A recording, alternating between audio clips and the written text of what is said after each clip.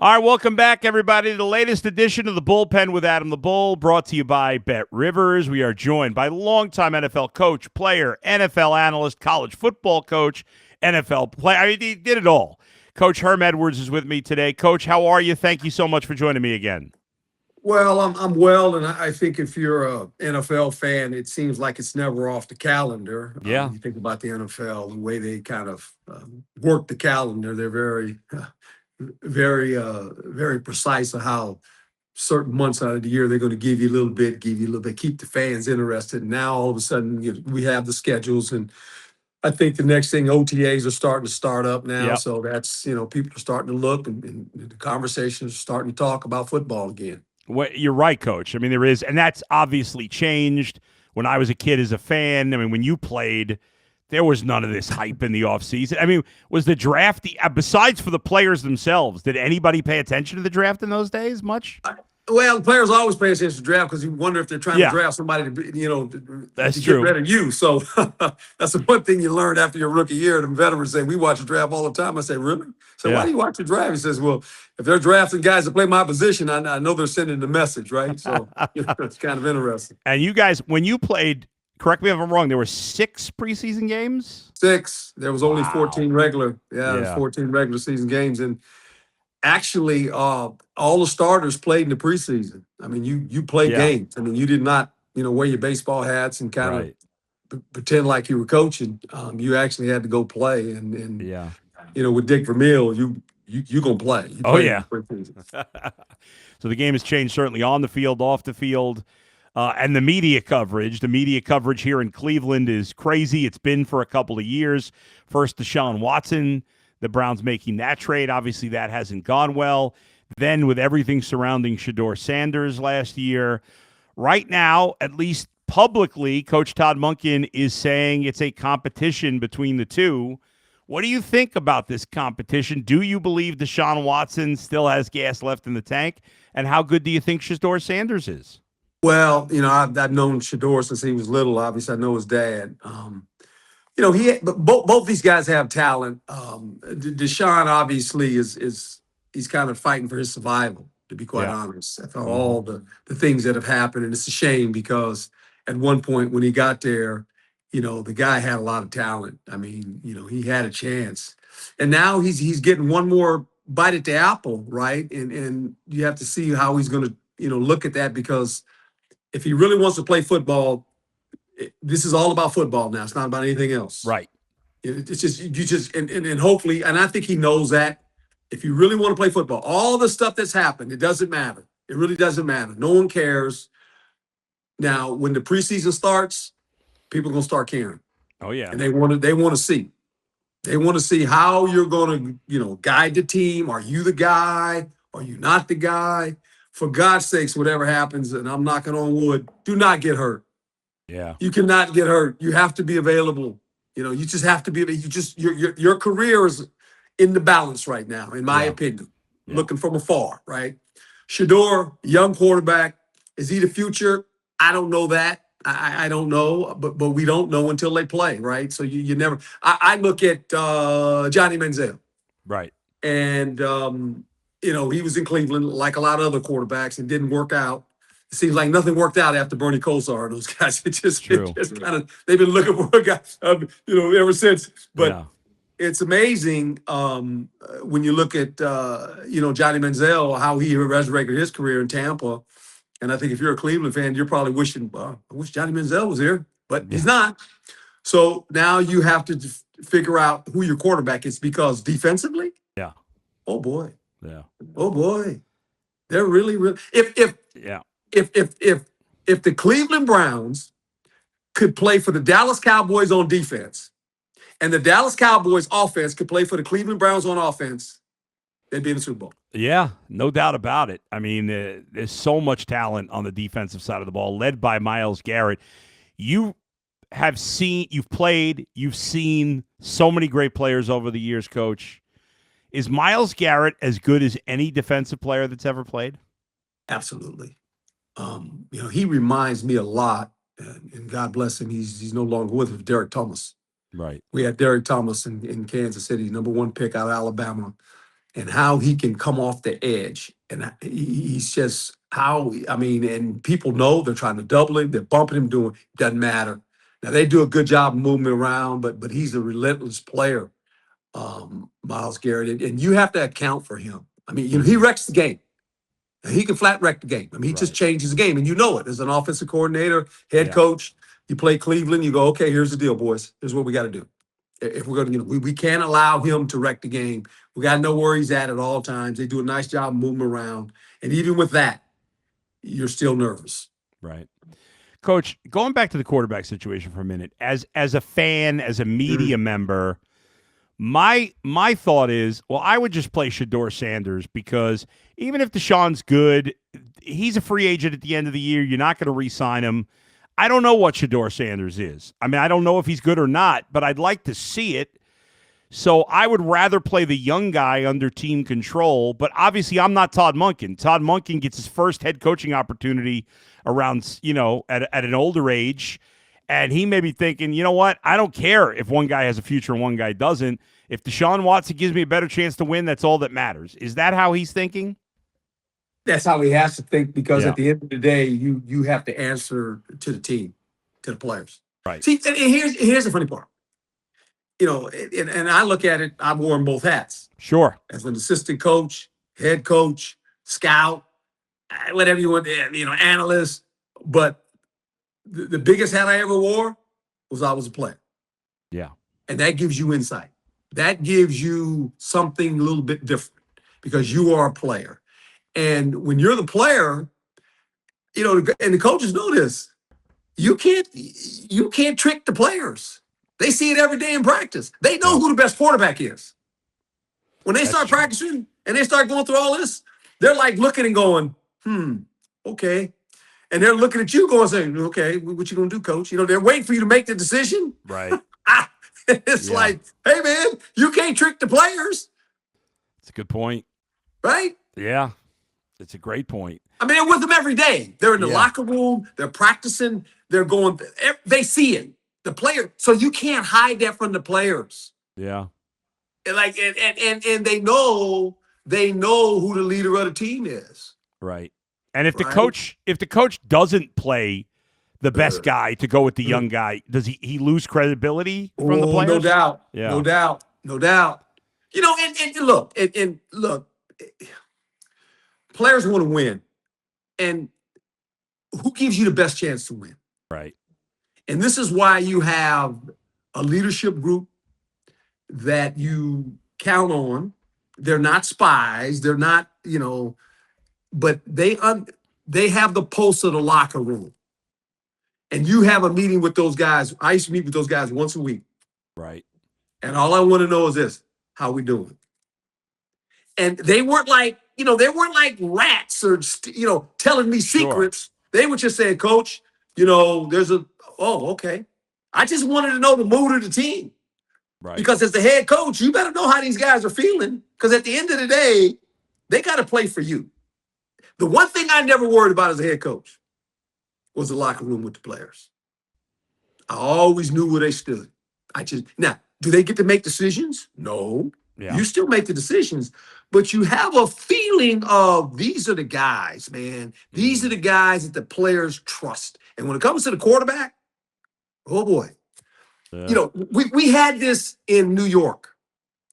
When I took over and I had Vinny, it was fantastic. But he was toward the end of his career. They had just drafted Chad Pennington a year or so before, didn't play. Vinny was the guy. So I come in, and the whole thing is, hey, is Chad Pennington going to be starting quarterback now? I said, whoa. Told me this. There's going to be competition, and I'll decide. And as it went on, Vinny became the starter. Vinny was the guy I needed to go with because Vinny gave us the best chance to win right away, knowing that Chad was sitting there going, okay, eventually, our second season, we got to the playoffs our first season. Second season, when we were playing bad, I looked at him, I said, hey, man, guess what? We're 2-5. Yeah. And I said, you're going to play. I told players, it's this turn. Yeah. His turn, man. Yeah. His turn to play. And everybody knew it. He went in. Right. Now, it wasn't just him, but we needed a little something different because, you always blame the quarterback. Sure. The quarterback is blamed for everything. He gets blamed for missed tackles, interceptions. He gets blamed for everything. Yeah. And so we make the change. We win the division. Yeah. Yeah, you did. But you just got to, this is why you got to know your team. You got to know you just got to know the guys. Right. And, and you always got to, I always tell coaches, hey, man, when you're the head coach, don't fall into the trap of the side you used to coach and always just deal with that side. You need to be in all the meeting rooms. If you're a defensive coach, you need to be in the offensive meeting rooms. You always need to be in the quarterback room. The players need to see you so they know, hey, he's coaching the whole team now. Right. Because you are. You actually are. Yeah, it's a good point. Right? It's a great point. I think that was an issue with the previous coach. Kevin Stefanski wasn't really involved with the defense much. Todd Monken also comes from an offensive background, obviously with Baltimore. Yeah. I don't know. I don't think you've ever coached with him, but as far as you know with Todd Monken, what's your thoughts on him as a coach, and how do you think he'll do as a head coach? I think he's been under a guy that's been a great head coach in Harbaugh. Sure. Yeah. So you always take things from people, from other coaches that you learn. I learned from Tony.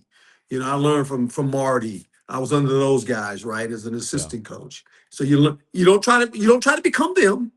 You yourself. There's certain things they did. I said, I like the way Marty did that. I love the way, and me and Tony were similar. Right. But you always take things from different coaches, or when you visit with certain coaches, you say, oh, that's a pretty good idea. I mean, so you got to figure out at the end of the day who you are as a coach and the things that are important to you. There's about 5 things that these are must-dos. Yeah. Everything else, I'm subject to having a conversation with, right? Yeah. Whatever the number is, that's what you got to figure out. It's interesting. You say you can't try to be that coach. I think that's a great point. My opinion from the outside is that's why a lot of the Belichick guys have failed, because it feels like they try to be him. Is that no true? doubt? Yeah. No, you hit it, and I've seen great coaches that had chances to be great coaches, and you try to become somebody that you're not. I mean, Bill did it, and Bill was fabulous, Hall of Fame coach, and I've known Bill when he was an assistant coach. I go back with Bill when I was in training camp in Philadelphia. He was at Michigan State, right, with Saban. Yeah. They were both secondary coaches. They visited Philadelphia when I was a rookie. So I met those guys. They were defensive back coaches. I met those guys back in that era. I go back that far with those guys. Sure. And so you watch them coach, and you watch them and you go, okay. And they have their personalities, who they are, and that's who they are. Yeah. And other coaches start coaching under them and think, well, I'm going to be, no, just, you can take some things away. Yeah. But you got to be you. At the end, you got to be the players. Got to feel you. They don't want to know, like, hey, no, man, you don't have to be that guy. Just be you. It's good enough. Coach, when you look at the AFC North in general, obviously it's been a very tough division. It was a down year for the division, really. Yes, it was. Nobody was particularly good in this division last year. No. You see there the Ravens are the favorite. Obviously, they've got Lamar Jackson, but. With the Ravens, it's a new coach after a legendary coach leaves. With the Bengals, Joe Burrow's been hurt, and they have defensive issues. I think they'll be better on that side of the ball, but good enough, who knows? Pittsburgh, also loss of a legendary. I mean, to lose 2 legendary coaches in this division in 1 year is mind-boggling. And then obviously the Browns, also a new coach, still trying to find their way at quarterback. How do you handicap this division? Because there's a lot of question marks with all 4 teams. No, you make a great point. And I was on last week talking about the AFC North, and what I said is interesting. Aaron Rodgers in his last year. Yeah. And he decides to come back, which is good for Pittsburgh, which is good for the football team. Baltimore, as you said, loses their coach, but Aaron Rodgers gets his coach. Yeah, right. And now you look at Lamar Jackson, and I've said this numerous times. I actually said this last week. I was on the NFL Network. Yeah.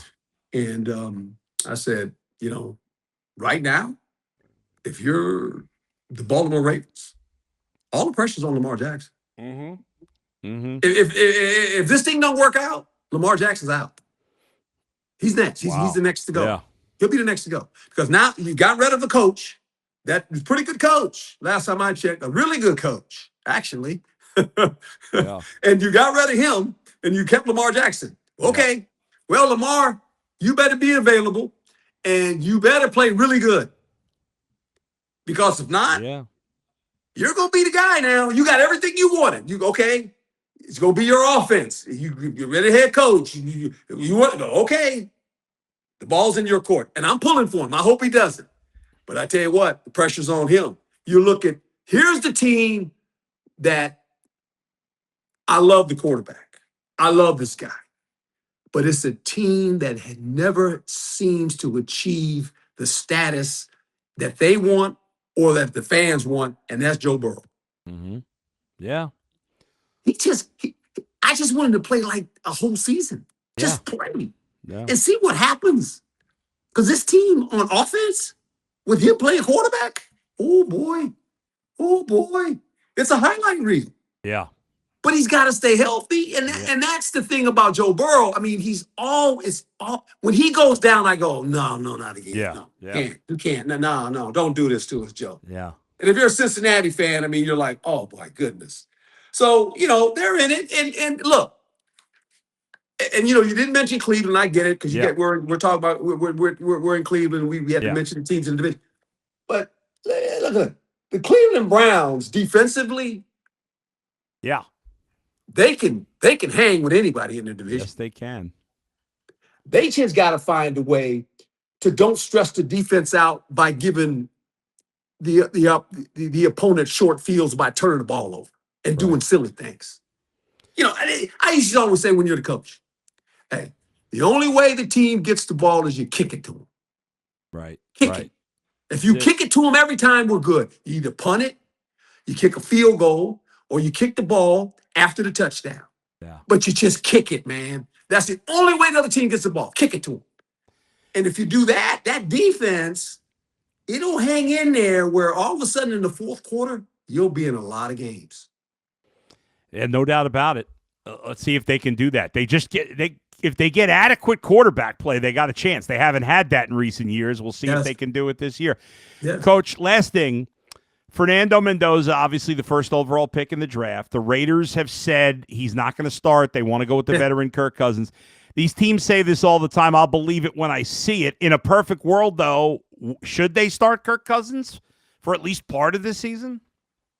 Look, they know their organization better than anybody else because they're there.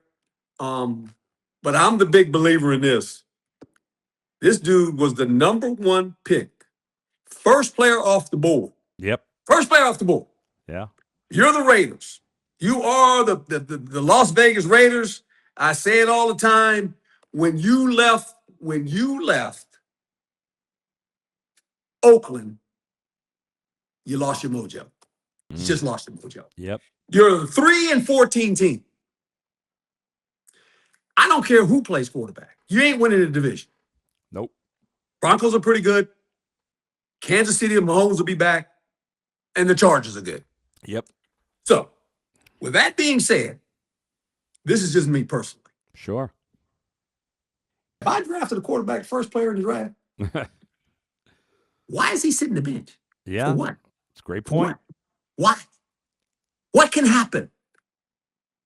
Nothing. He gets experience. You don't get experience sitting on the bench. And here's where and I hear everybody say, well, they'll play Kirk Cousins for a while. Why? Yeah. And you know what? Kirk Cousins would understand, hey, Kirk, you know what your job is? Help this guy. You help him on the sideline, help him in the classroom. He's a starter. And because you know what? I always said this. It's funny. And then maybe it's just because of me. Because I played the game. And if you draft a left tackle in the first round, right, you're going, he's a starter. Yeah.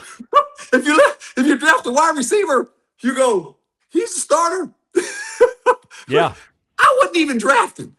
And we played 6 preseason games. When I went to Philly, Dick Vermeil walked up to me when I was stretching. After the first week, when we were getting ready to start preseason game, he says, hey, here's the deal. You're going to play and you're going to start every preseason game because you're going to be the starting corner. I looked at him and I said, really, coach? He said, you're the starting corner. but you got to go play. Yeah. That's right. Why are they not playing this kid? Why? What are you afraid of? It's a great point. For example, like the Browns with the 9th pick took Spencer Fano, the offensive lineman, right? If he doesn't start week 1, it's a disaster. Like, you got to be the starter week 1. But we don't feel that way at quarterback. It is really stupid. You're right. I don't get it. I don't. And people say, well, he's the quarterback. I don't. Let me ask you something. So if you're the players on this team, you're going, well, why would we drink that guy? Yeah. Now, what you tell them is this. You walk in the defensive room and you tell them this, because it's going to happen. You say, man, here's the deal. He going to throw the ball to the bad guys. He ain't going to do it on purpose. It's just going to happen. Right. And when he throws it to the bad guys, just put the fire out. Just hold him to 3. We're good. Yeah. So you tell the defense before the season starts, he going to throw the ball to the bad guys. And you know what? I've done that numerous times. In the first series or the second series, so when the quarterback throws the ball, the defense is coming off field, coach. We good, coach. We good. I said, okay. You told us he's going to do that. That's right. I told you he's going to do it. Yeah. You got to play the guy. Yeah, I agree. Because if you okay, so you wait till week 3 or week 4, so now we can play him. Yeah. Right. What's it's the almost point? like when New England drafted their guy. I was sitting in the studio, and they said, well, they're not going to play him. I said, why are you not going to play this guy? You have to play him now. No, coach, play him. Don't wait till the 4th or 5th game. For what? What did they do? They ended up after the 3rd game. They got him. They put him in the game. Yeah. What difference does that make? Yeah, right. Did he learn more sitting on the bench for 2 weeks? No. Yeah. He started learning when he went in the game and got hit in the back of the head. It's a great point. But the funny thing, Coach, is there are people within the game. Like, I'm with you. I've always felt the way you did it, but I didn't play. I'm like, okay, maybe I'm wrong. But you saying this, obviously there's people that agree with you, but there's plenty of people in the NFL that feel like guys should wait, and I never understood that. I don't. And somebody told me this one. They said, well, you might ruin him, because he. And I said, wait a minute now. Oh, if you think about he's gonna get ruined, you picked the wrong guy. That's right. Yes. No. You know what I told him? I always tell him this story. Hall of Fame quarterback, Peyton Manning. 28 interceptions. Yeah. He threw 20. He thought he was playing for the other team every week. He just kept throwing them. He kept throwing them. And I'm watching it, and I'm going, okay. Last time I checked, I think he's going to the Hall of Fame. Oh, yeah. Yeah, and that was not uncommon, especially back in the day, that guys would throw a million picks as a rookie and take their lumps and learn. It just, and I'll tell you something, and his nephew is whatever. Yeah. The kid, that Manning, that Archie man down in Texas, he's good too now. You think he's going to end up being the first overall pick next year? Oh, I paid tuition in Texas. I got 2 daughters that go to the University of Texas, and they both work. And they both work for Stark in football. So I've been down there numerous times. I've been to practice, whole deal. Right. Oh man, he's really good. Okay. He's really good. That's cool. I'll look forward to that. He's good. Coach, I appreciate your time so much. Thank you for joining me. My pleasure, my friend. Anytime. And look, come on, Brownies. It's time. Let's go. Let's go. Let's get this thing going, man. Thank you, Coach. All right, appreciate it.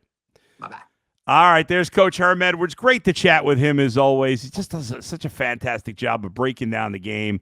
It's great talking with him. Thank you for joining me. It was good to have my second show under the book or in the books here. Be back with a full regular schedule next week. Until then, we'll talk to you next time.